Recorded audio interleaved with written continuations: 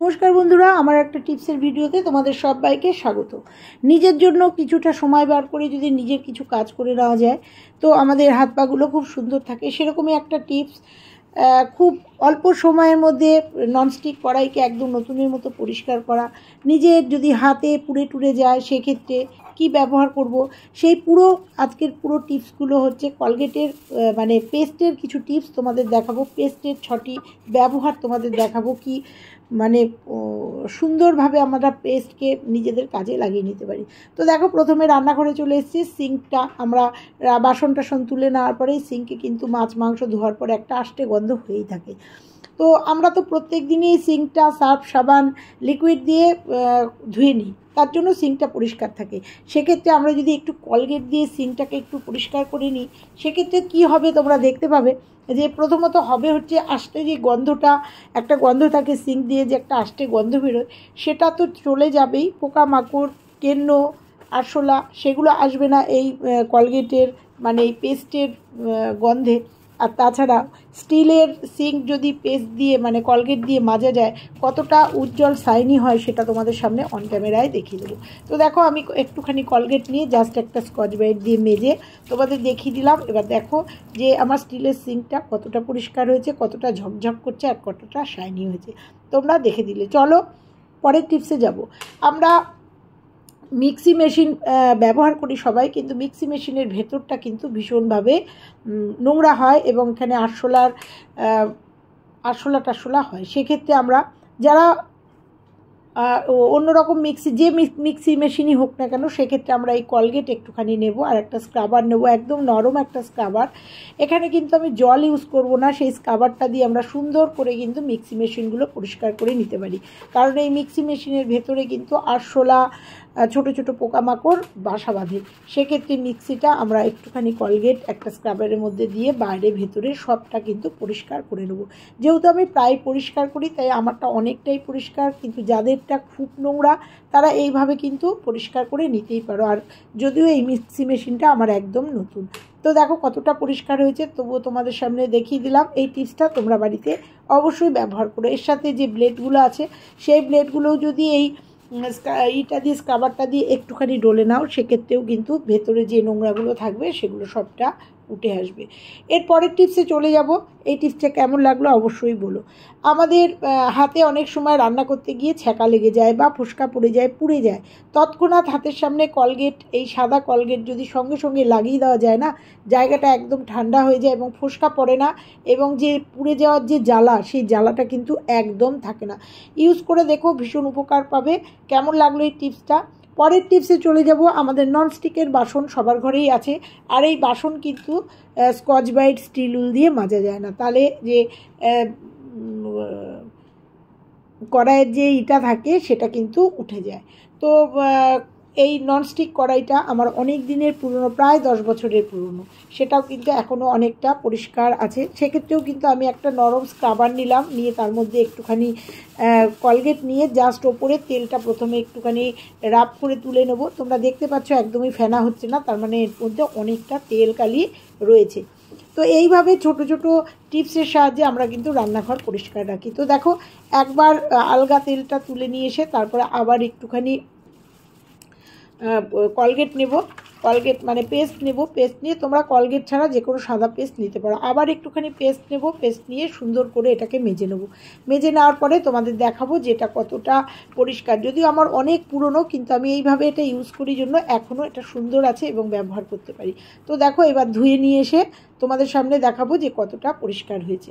তো দেখো, আমার এইটা অনেকটাই পুরনো জন্য দেখো তবুও কিন্তু এখনও আমি ব্যবহার করতে পারি। তো এইভাবে ননস্টিকগুলো আমাদের সবার বাড়িতেই আছে, এইভাবে কলগেট দিয়ে কিন্তু এগুলো ব্যবহার করতে পারো। কেমন লাগলো একটা কমেন্ট করে জানিও।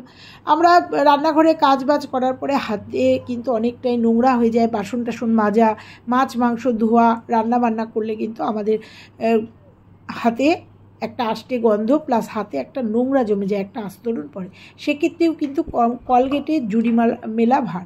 এখানে একটু পেস্ট নিয়ে নেবো, পেস্ট নিয়ে আমি জাস্ট হাতে বুলিয়ে নেব, নিয়ে একটা ব্রাশের সাহায্যে, যেগুলো আমরা ব্যবহার করি না টুথব্রাশ, সেগুলো দিয়ে জাস্ট একটুখানি কিন্তু রাফ করে নেব। নিলেই কিন্তু আমাদের হাতের দুর্গন্ধ তো চলেই যাবে, তার সাথে হাতে যে মরা কোষ বা যে নোংরাটা আছে, আলগা নোংরাটা যেগুলো রান্নাঘরে কাজ করলে আমাদের হয়, সেটা কিন্তু সুন্দরভাবে পরিষ্কার হয়ে যাবে। এবং আমরা কাজ করতে করতে অনেক সময় আলু পেঁয়াজ কাটলেও তার গন্ধ এবং আলু পেঁয়াজের একটা কষের দাগ লেগে যায়, সেই দাগটা কিন্তু কিচ্ছু থাকবে না। আমি ব্রাশ দিয়ে দেখো সুন্দর করে আমি আবার একটুখানি কলগেট নিয়ে নিচ্ছি, পেস্ট নিয়ে সুন্দর করে দুটো হাতে কিন্তু আমি পরিষ্কার করে নিচ্ছি। প্রথমে আমি ব্রাশ দিয়ে ডলে নেব, তারপরে কিন্তু হাতের সাহায্যে ডলে নিয়ে একদম নিট অ্যান্ড ক্লিন আমার হাতটা হয়ে যাবে, যেমন দুর্গন্ধ মুক্ত হবে এবং হাতটাও কিন্তু আমার পরিষ্কার ঝকঝকে একদম সুন্দর হয়ে যাবে। আমি আবার একটু নিজের দুটো হাত একবার চটকে নিলাম, চটকে নিয়ে একদম দেখো ধুয়ে নিয়ে আসবো। তো কেমন লাগলো আজকের এই টিপসটা অবশ্যই জানিও।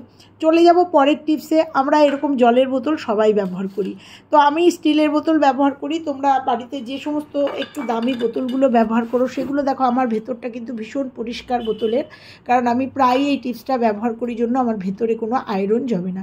সেক্ষেত্রে আমরাও কিন্তু এরকম কলগেট দিয়ে এই বোতলগুলো কিন্তু পরিষ্কার রাখতে পারি, কারণ দীর্ঘদিন জল খেতে খেতে কিন্তু এই বোতলের ভেতরেও কিন্তু একটা বিশ্রী গন্ধ হয়ে যায়, জল আটকে থাকে জন্য। সেক্ষেত্রে আমরা যদি একটুখানি কলগেট নিয়ে একটু ঝাঁকিয়ে নিই, তাহলে কিন্তু এই বোতলগুলো একদম সুন্দর থাকে এবং কোনো গন্ধ থাকে না। আর এই এটা স্টিলের বোতল, তোমরা প্লাস্টিকের বোতলে একই টিপস ইউজ করো, ভীষণ উপকার পাবে। তো আমি একটা স্ক্রাবার নিয়ে স্টিলের বোতলের বাইরেটা এরকম করে ডলে নেবো, দেখো একটু একটু যে দাগ আছে সেগুলোও কিন্তু উঠে যাবে। তোমরা যে বোতল ব্যবহার করো এই টিপসটা ফলো করো, বোতলগুলো কিন্তু একদম নতুনের মতো থাকবে। আর বোতলের থেকে যে একটা মাঝে মাঝে দুর্গন্ধ হয় বা আয়রন পড়ে যায়, সেটা কিন্তু একদমই পড়বে না। তো দেখো আমি স্টিলের বোতলটা ভালো করে বাইরেটা মেজে নিলাম এবং ভেতরটাও আমি সুন্দর করে ঝাঁকিয়ে নেব, ঝাঁকিয়ে নিয়ে তোমাদের দেখাবো। দেখো ভেতরটাও কিন্তু দুর্গন্ধ মুক্ত হলো এবং পরিষ্কার হয়ে গেল। তোমাদের কাছে বোতল পরিষ্কার করা ব্রাশ থাকলে তোমার ব্রাশ দিয়েও একটু পরিষ্কার করে নিতে পারো। এবার সিঙ্কে নিয়ে এসে সুন্দর করে ধুয়ে নেব, ধুয়ে নিয়ে তোমাদের দেখাবো যে বোতলটা কত সুন্দর পরিষ্কার হয়ে গেল। কারণ কলগেট স্টিলের জিনিসকে পরিষ্কার করতে খুব মানে উপকার হয়, স্টিলের জিনিস পরিষ্কার হয় খুব সুন্দর। তো দেখো ভেতরটাও দেখিয়ে দিলাম, আর এইভাবে তোমরা কিন্তু এই টিপসগুলো ব্যবহার করতেই পারো। তো দেখো বোতলটাকে সুন্দর করে ধুয়ে একদম চকচকে তোমাদের সামনে অন ক্যামেরায় দেখিয়ে দিলাম। কেমন লাগলো এই টিপসটা অবশ্যই জানিও, আর নিজেরা করো। চলে যাব পরের টিপসে।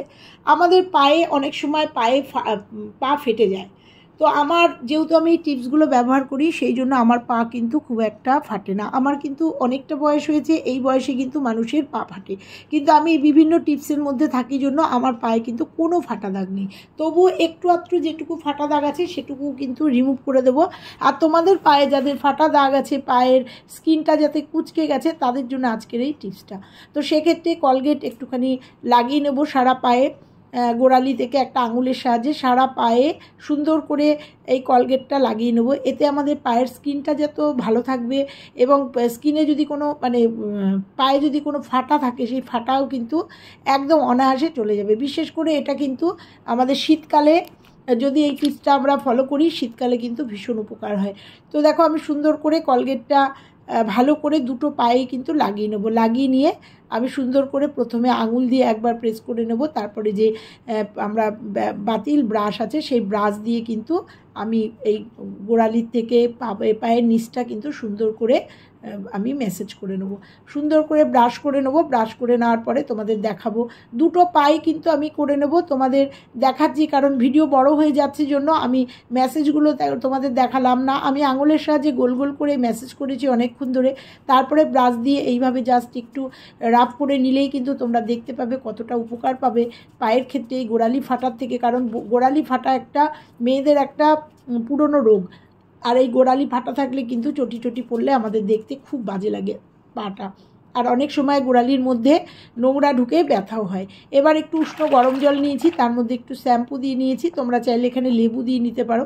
একটু শ্যাম্পু দিয়ে নিয়ে আমি এই গরম জলটার মধ্যে পা দুটো একটু ডলে নেব, ভিজিয়ে রাখবো 10 মিনিট ভিজিয়ে বসে থাকবো টিভি দেখা। এটা কিন্তু করতে হবে রাত্রিরে শোয়ার আগে, করলে বেশি ভালো হয়। তারপরে যে ব্রাশ দুটো তোমরা দেখছো পিউমিন স্টোন আর ব্রাশ দিয়ে পা দুটো ডলে নিয়েছি, ডলে নিয়ে একদম তোয়ালে দিয়ে তোমাদের সামনে চলে আসলাম।